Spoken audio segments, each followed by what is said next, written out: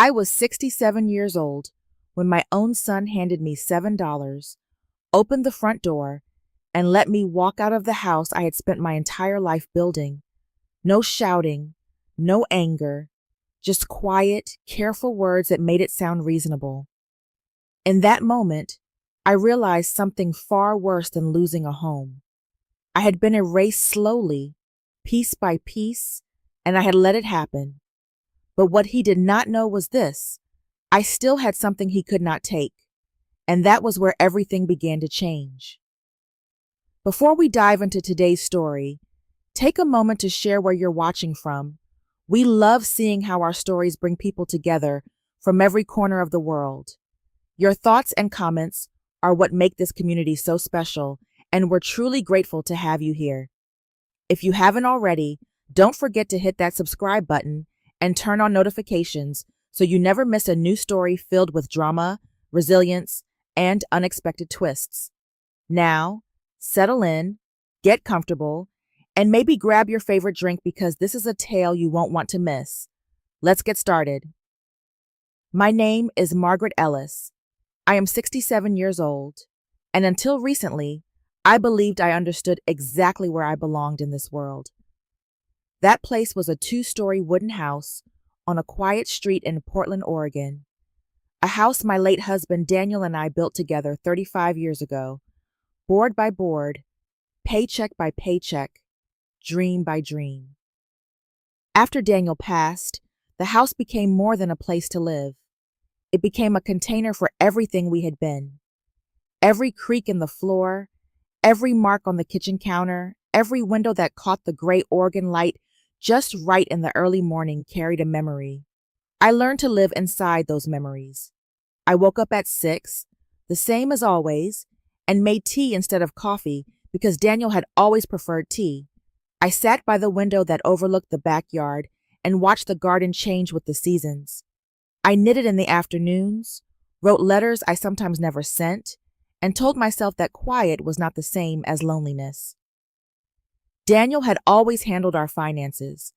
He was careful in a way that made life feel secure. Bills were paid on time, accounts were organized, and there was always a plan for the future. I trusted that system completely.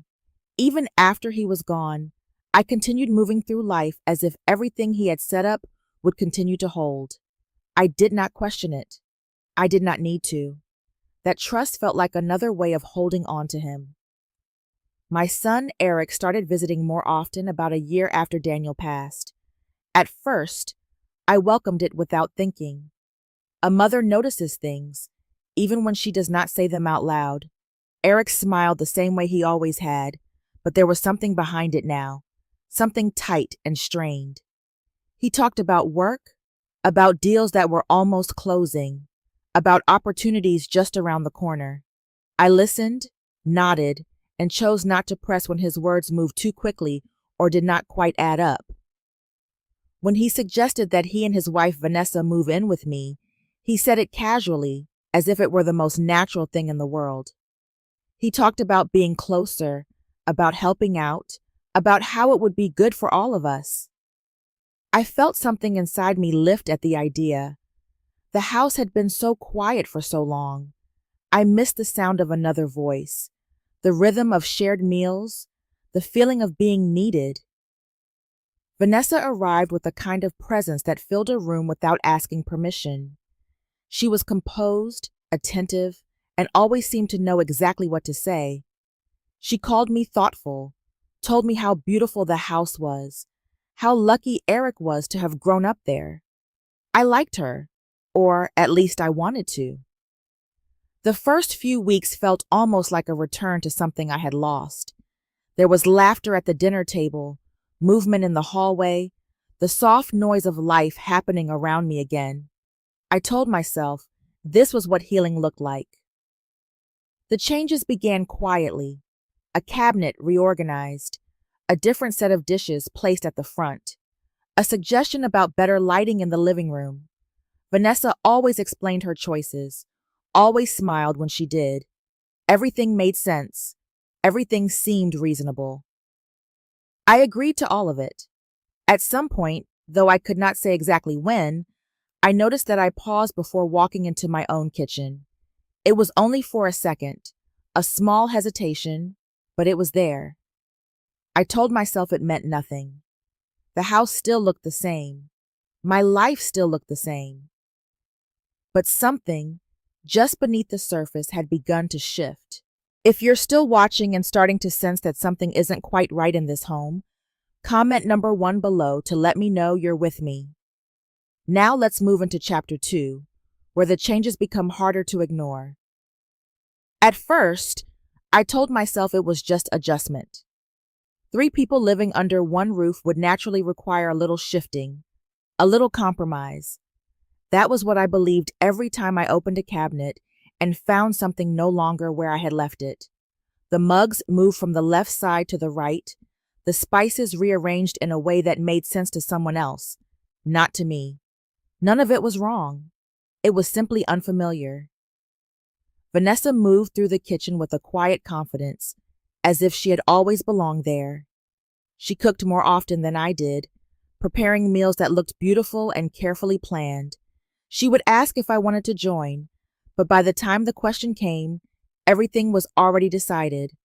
I found myself standing to the side, watching instead of doing. I told myself it was a kindness, that she was taking work off my hands. There is a strange kind of silence that comes not from the absence of sound, but from the absence of participation. I began to feel it at the dinner table, in the way conversations moved around me instead of through me. Eric talked about work, Vanessa responded, and I listened. I nodded when it felt appropriate. I smiled when I thought I should. One afternoon, I went to the grocery store the way I always had, with a short list written in my careful handwriting. At the register, my card was declined. I tried again, slower this time, certain it was a mistake. The cashier waited politely, but I could feel the shift in the air, the quiet attention of people standing behind me. I paid with cash and left without saying much. When I told Eric, he barely looked up from his phone. He said it was probably a temporary issue, something with the bank, something he could take care of. His voice was calm, reassuring, in a way that made it easy not to ask more questions. I handed him the card that evening without thinking too hard about it. Vanessa later mentioned that it might be easier if finances were handled in one place. She spoke about organization, about simplicity, about reducing stress. Her words were smooth, carefully chosen, and I felt something inside me tighten for just a moment. It passed quickly. I nodded, because disagreeing felt heavier than agreeing. The house began to develop a rhythm that did not include me. Mornings started earlier for them, evenings ran later, and somewhere in between, I adjusted myself around their schedules. I started eating breakfast in my room more often. It was easier than navigating the kitchen when it was already in motion. I noticed, slowly, that I waited before entering certain spaces, not consciously at first, just a pause at the doorway, a brief moment of listening. Was someone already there? Was I interrupting something? These were questions I had never asked in my own home. One evening, I stood in the kitchen with my teacup in my hand, waiting for Vanessa to finish at the stove. She was not in my way. There was enough space for both of us. Still, I waited. When I realized what I was doing, a small wave of unease moved through me. I told myself it was nothing, just manners. Eric and I spoke less when we were alone. There was always something pulling his attention away, some urgency I could not quite see.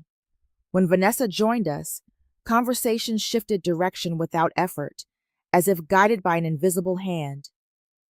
Nothing had happened. No argument, no harsh words, no moment I could point to and say that this is when things changed. And yet, standing there in the quiet of the house one night, I understood something I could not fully explain. I was still living in my home, but I was no longer at the center of it.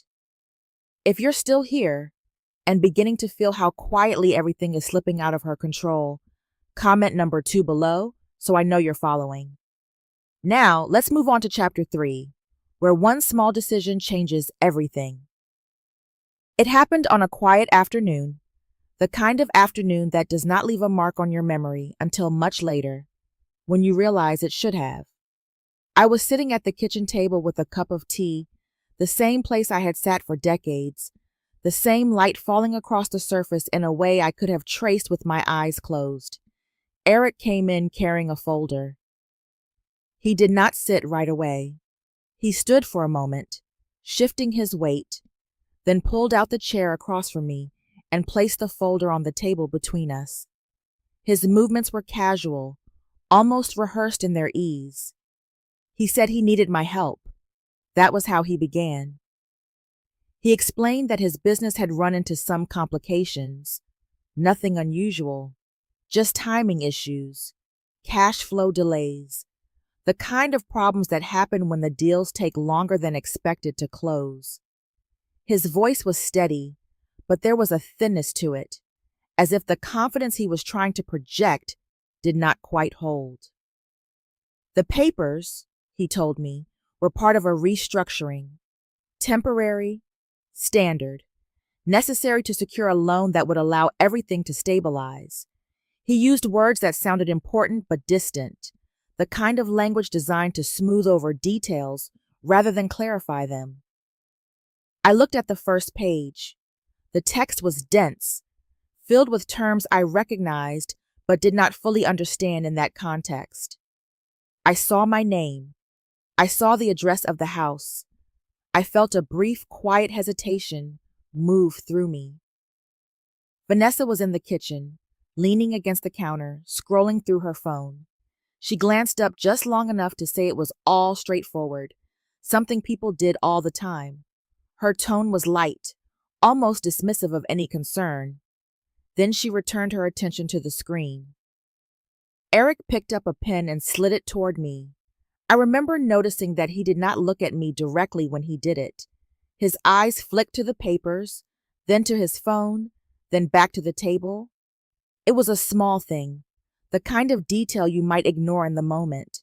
I did ignore it. I asked one question, something simple, something that barely touched the surface of what I should have asked. He answered quickly. Too quickly, maybe. I did not press further. Instead, I thought about the boy he had been, the child who used to bring me his homework and wait for my approval, the young man who called me when he did not know what to do. I thought about all the years I had trusted him without hesitation. That trust filled in the spaces where understanding should have been. I signed on the lines he pointed to. The sound of the pen moving across the paper was soft, almost insignificant. When I finished, he gathered the pages, stacked them neatly, and closed the folder. He said thank you, but he was already looking at his phone again as he spoke. Nothing happened right away. The house did not change. The walls did not shift. Dinner was still made, dishes still washed, the rhythm of the days continuing as if nothing had been altered. For a while, I allowed myself to believe that nothing had been. It was not until weeks later, when I tried to access a document related to the house, that I felt the first real break in that illusion.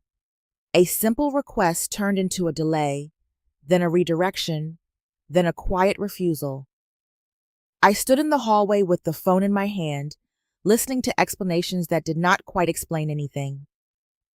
And for the first time, I thought back to that afternoon at the kitchen table, the folder, the pen, the lines I had signed without reading. A slow, cold understanding began to settle in. I did not know exactly what I had done, but I knew with a certainty that left no room for comfort that I had given something away. If you're still watching and you felt that moment of hesitation before she signed, comment number 3 below to stay with me. Now, let's move into chapter 4, where the consequences finally arrive. After the day I signed those papers, something in the house shifted in a way I could no longer ignore. It was not sudden, not loud, but it was unmistakable. The spaces felt narrower, the routines more rigid, as if everything had quietly closed in around me. I began trying to understand what had changed. I went to check my accounts one morning, sitting at the same desk where I had paid bills for years. The login did not work. I tried again, slower, certain I had made a mistake. It still did not work.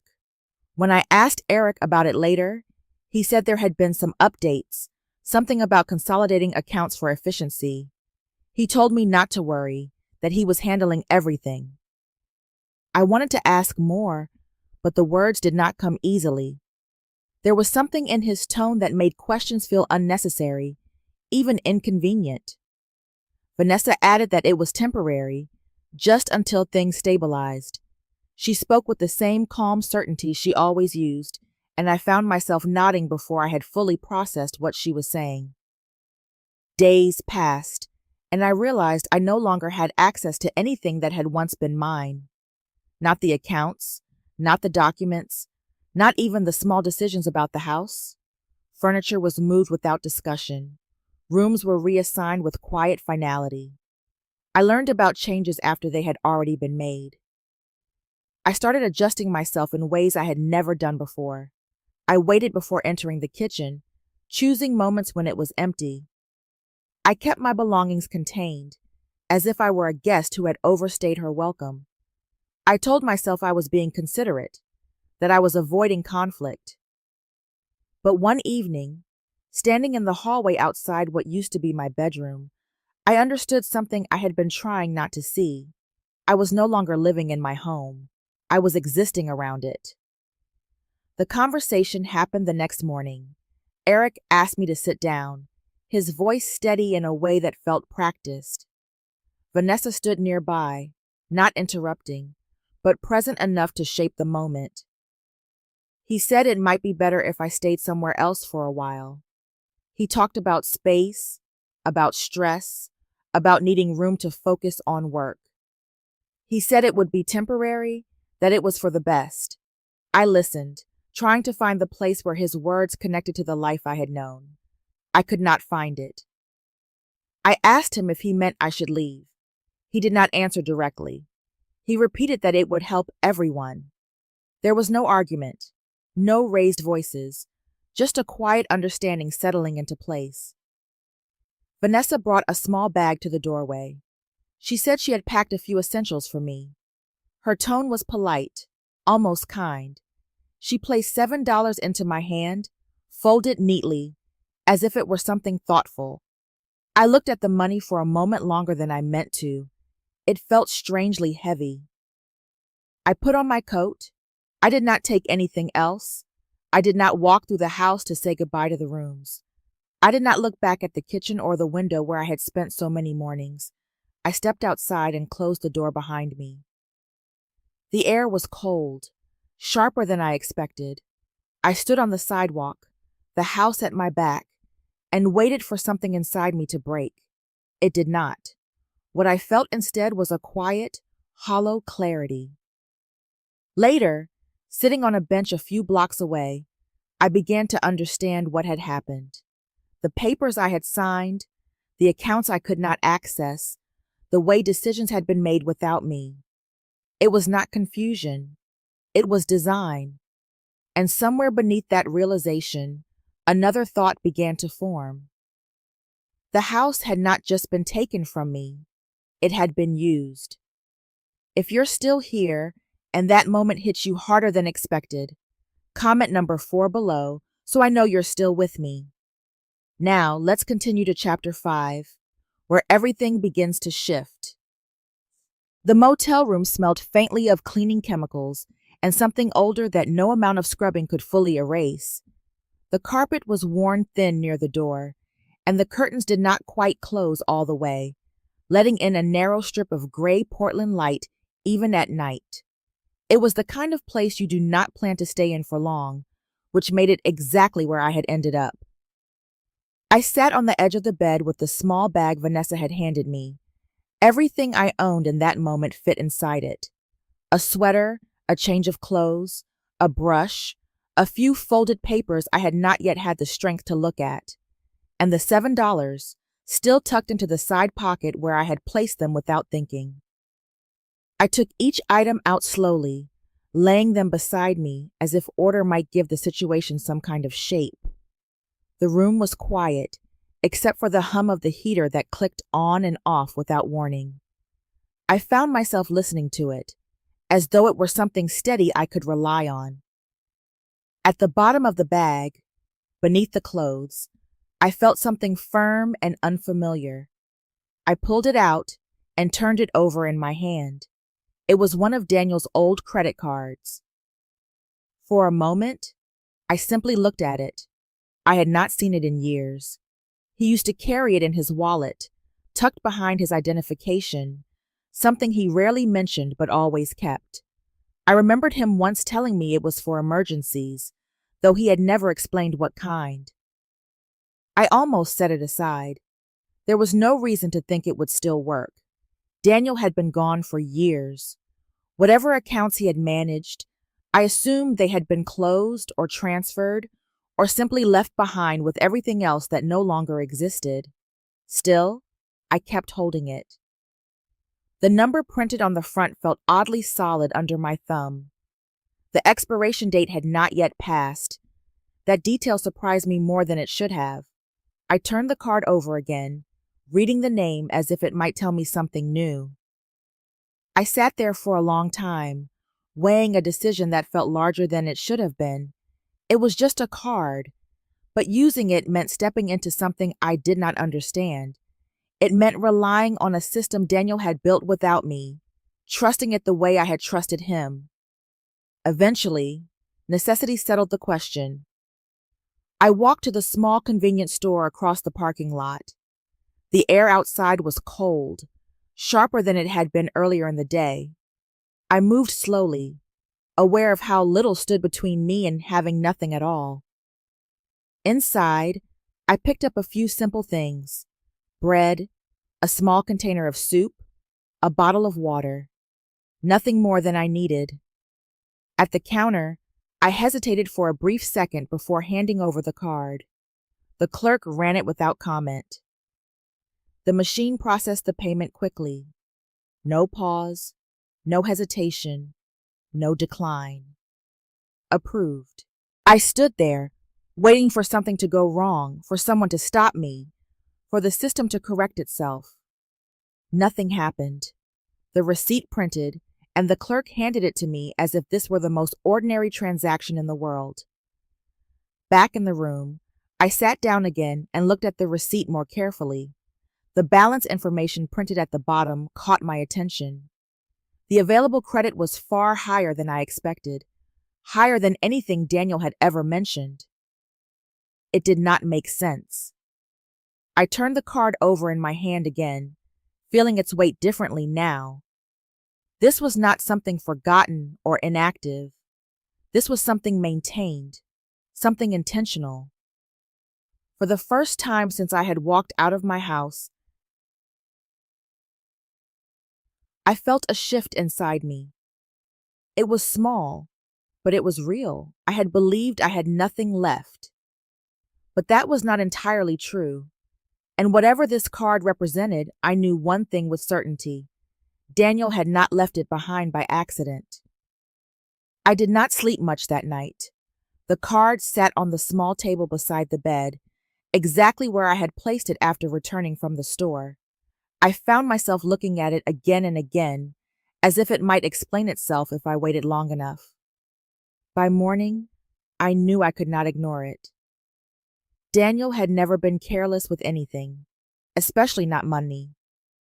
If this card still worked, if it held more than I understood, then it was not an accident. It was something he had set in place, something I had simply never needed to see until now. I turned the receipt over in my hands, studying the printed numbers more closely. The available balance still felt unreal. It did not match the life we had lived, careful and steady, never excessive. Daniel had always planned, always thought ahead, but this felt different. This felt hidden. There was one person who might know. Raymond Carter had been Daniel's attorney for as long as I could remember. He was the kind of man who spoke slowly, who never rushed a decision, who understood that most problems did not begin where people thought they did. I had not spoken to him since Daniel's passing, but his number was still written in an old address book I carried in my bag. I called from the motel room, standing near the window where the signal was strongest. When he answered, his voice sounded exactly the same, steady, unhurried. I told him I needed to see him. I did not explain everything. I did not yet have the words for it. He agreed without asking questions. His office was in a quiet building downtown, the kind of place that seemed untouched by urgency. Walking into it felt like stepping into a different version of time, one where things were still ordered and predictable. I realized how far I had moved from that feeling in just a few days. Raymond greeted me with a look that lingered just a moment longer than usual, as if he could already see that something was wrong. I sat across from him and placed the card on his desk. He did not touch it right away. He looked at it, then at me, and something in his expression shifted. He asked me where I had found it. I told him. Then he picked it up carefully, turning it over in his hands the same way I had done the night before. When he set it down again, his movements were slower, more deliberate. He explained that Daniel had established a protected financial structure several years before he passed. Not something public, not something obvious, but something designed to hold assets securely under specific conditions. The card, he said, was connected to that structure. I listened without interrupting, trying to understand not just the words, but what they meant for me now. Then he said something that changed the shape of everything. There had been activity on accounts tied to Daniel's identity after his death.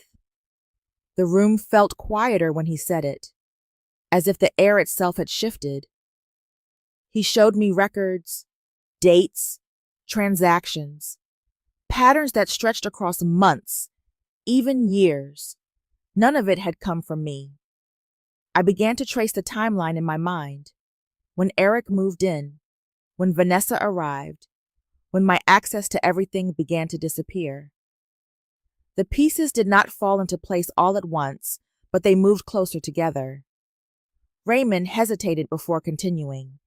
Then he told me that Daniel had once expressed concerns about Eric's financial decisions. Not openly, not in a way meant to create conflict, but enough to make him cautious, enough to make him prepare. Daniel had not told me. He had built something instead, a system that would remain invisible unless it became necessary, unless I needed it. I sat there looking at the card on the desk, understanding it differently now.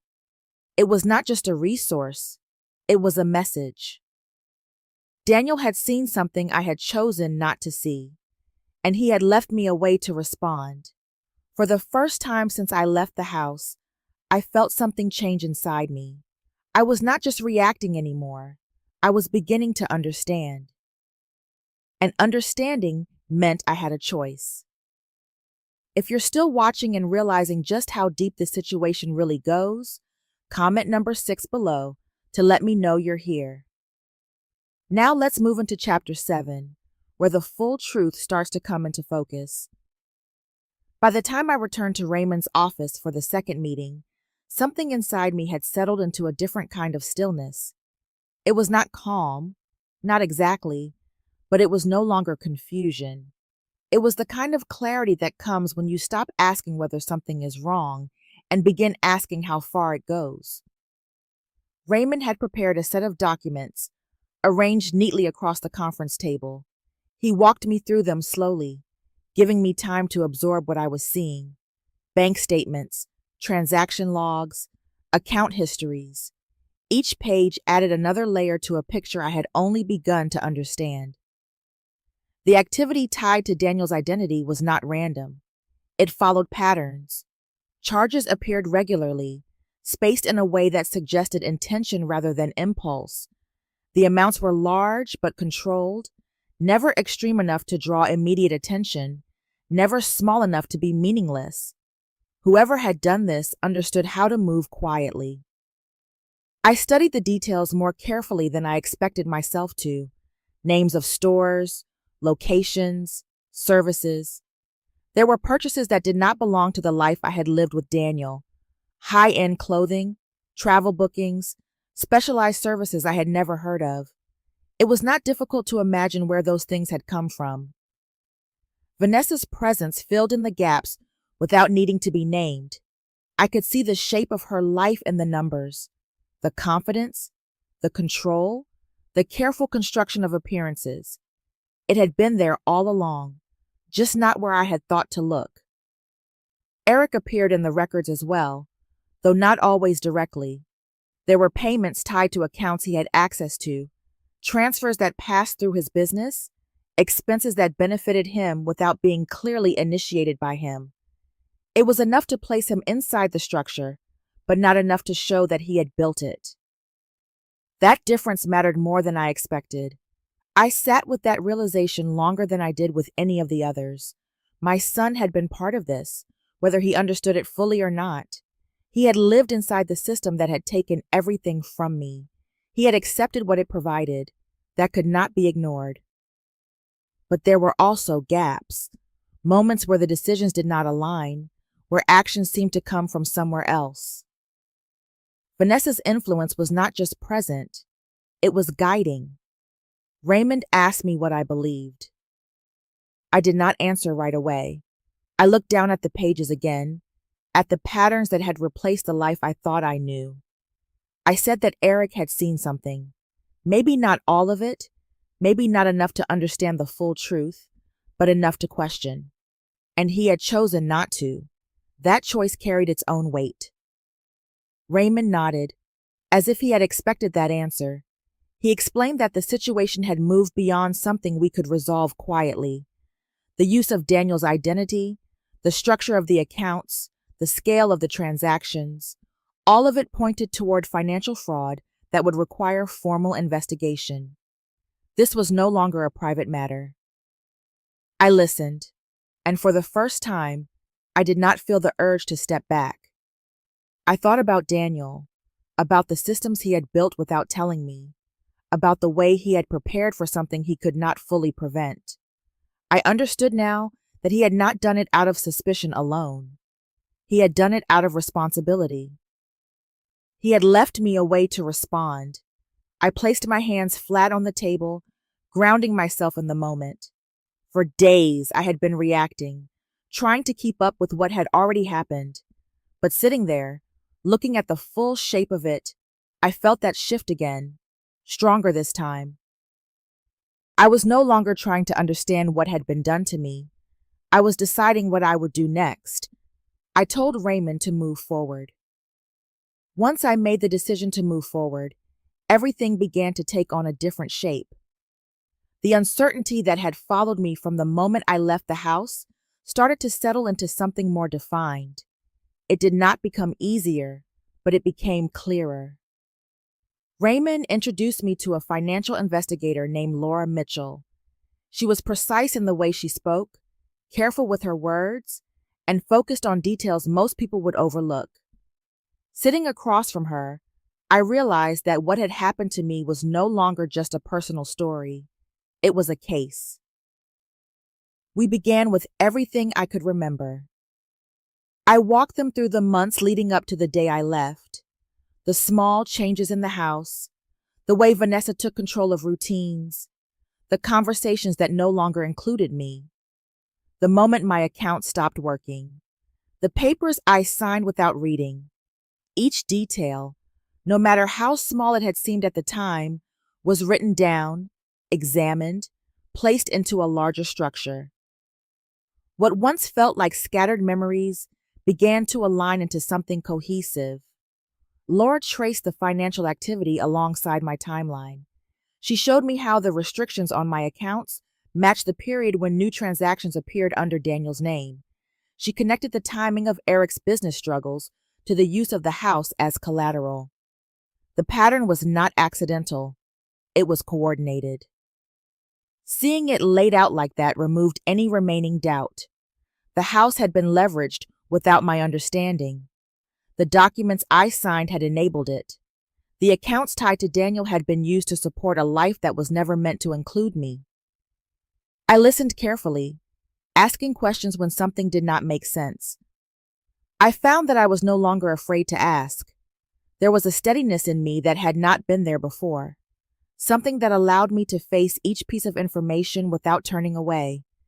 At one point, Laura paused and looked at me, as if measuring whether I wanted to continue. I nodded before she could ask. Raymond explained the legal path forward.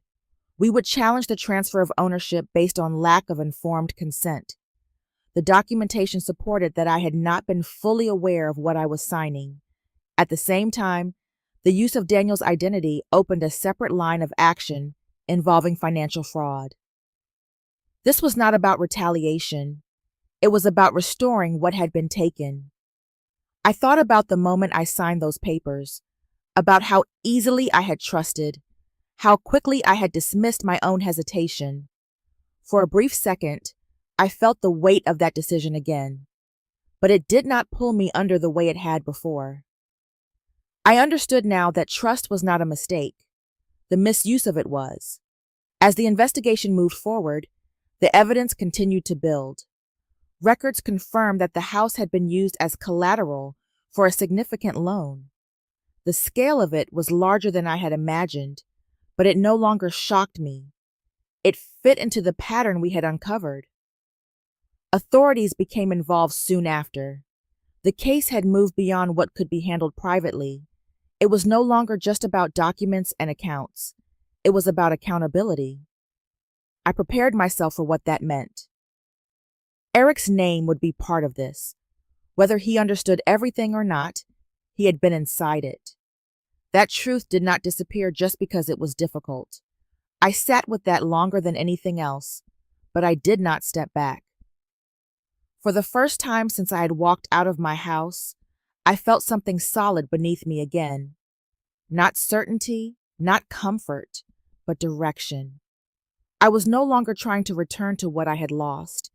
I was building my way back to it. If you're still here and you can feel that everything is about to turn, comment number 8 below, so I know you're ready.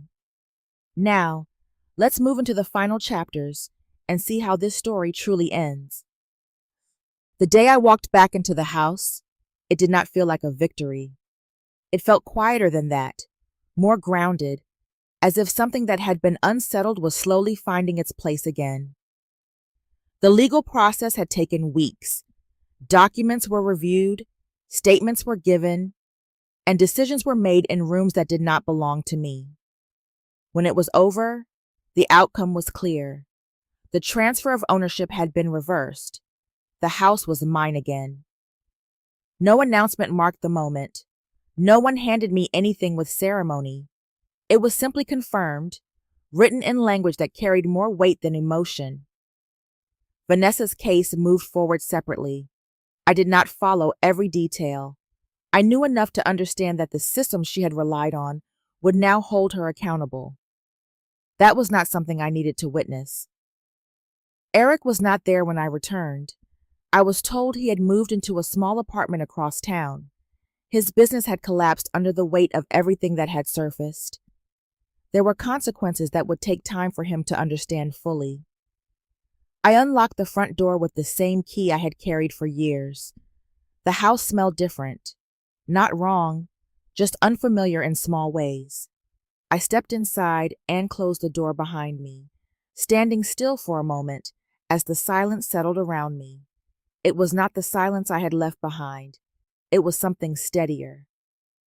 I walked through each room slowly. The furniture was not exactly where I had left it. Some things had been moved, others replaced, but the structure of the house remained unchanged. The walls were still the same. The light still fell through the windows in the same way. In the kitchen, I paused. For a brief moment, I expected to hesitate the way I had before, to wait for permission that was no longer needed. The feeling did not come. I moved forward without thinking, placing my hand on the counter as if I had never left. I began with small things. I moved a chair back to where it belonged. I cleared a space on the counter and set down my teacup. I opened a cabinet and arranged the mugs the way I preferred, not because it mattered to anyone else, but because it mattered to me. There was no urgency in any of it. Each action was deliberate, steady, enough. Later, I sat at the table by the window, the same place I had started so many mornings. The garden outside was quieter this time of year, the soil resting beneath the surface. It would grow again when the time came. I thought about everything that had happened, not as a single event, but as a series of moments I had moved through. The trust I had given, the things I had not questioned, the choices I had made when I did not yet understand their weight. I did not feel anger in that moment, not in the way I had expected. What I felt instead was something more settled. I was back in my house, and this time, I was fully present in it. There is a difference between getting something back and understanding what it means to have it again. I did not realize that until I had been home for a while, long enough for the quiet to feel like my own and not something I had borrowed. When I first returned, I thought the house was what I had lost. The walls, the rooms, the years held inside them. I thought reclaiming it would restore everything to the way it had been. But it did not work that way. What I had lost was not just a place, it was my position inside it. I had slowly stepped away from myself long before I ever walked out that door. I had ignored hesitation, dismissed questions, and chosen comfort over clarity. None of those choices felt wrong at the time. They felt kind. They felt patient. But they carried a cost I had not understood. Daniel knew that. I see it now in the things he left behind. Not just the systems or the accounts, but the intention behind them. He did not try to control what might happen. He prepared for the moment when I would have to see clearly and decide for myself. That moment came, and I did not turn away from it. I still think about Eric, about the space between who he was and who he chose to be. I do not have a simple answer for that, and I no longer try to force one. Some things take time to understand, and some things remain unfinished. The house is quieter now, but it does not feel empty. It feels settled. I move through it without hesitation. I make my tea in the morning, sit by the window, and watch the light change across the garden. The routines are familiar, but I am not the same person inside them. I pay attention now. I ask questions. I do not make myself smaller to keep things comfortable. What I took back was never just this house. It was the part of me that knows I belong here. In the end, some losses do not arrive all at once. They happen quietly, in small moments of silence, in the spaces where questions go unasked and boundaries slowly fade. And sometimes, what is taken is not just a home or money or security, but something far more personal. The sense of self that anchors everything else. But what is lost can be found again. Not in the same form, not in the same way, but with greater clarity. Because once you see where you gave yourself away, you also learn how to stand your ground. Strength does not always come from fighting loudly. Sometimes it comes from finally choosing not to disappear. And when that moment comes, everything changes.